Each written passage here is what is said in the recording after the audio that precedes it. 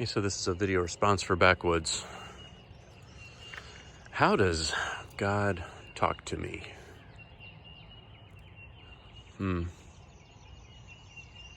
It's a really good question. I found it interesting what you said about it beginning as a kind of gentle nudge and then can actually escalate to a smack in the face.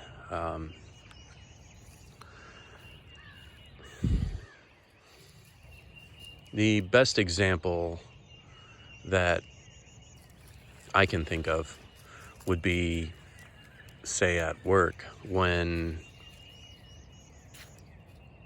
I have a really difficult day where it seems like I can't do anything right. And it's just one thing after another, failure after failure. I can't get anyone else to do anything right. And it's failure after failure. And somehow that day passes. Then the next day rolls around and just this situation is presented before me. And it's one that requires the most care and gentleness that I could never muster if I was ignorant to how the situation would have been otherwise. That's when I believe I see God and think of that moment before then as preparation for that time that was to come.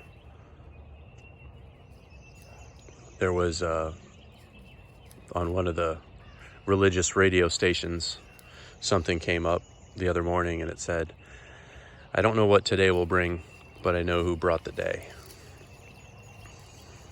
And is the natural forces of the earth God and how we're working with them, natural forces like gravity and the earth spinning, if you believe that sort of thing.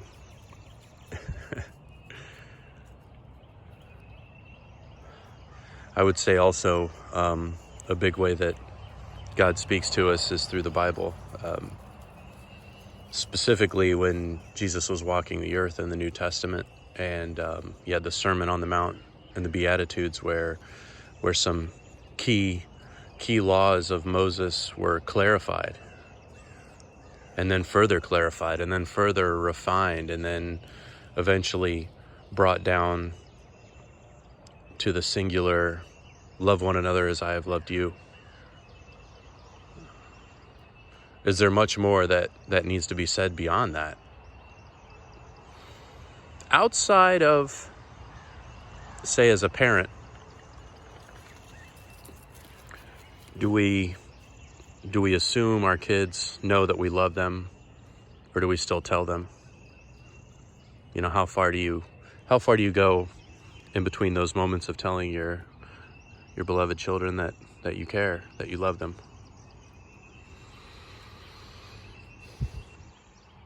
I would say when God reveals those things to us, that he shows it then. At least that's what I hope.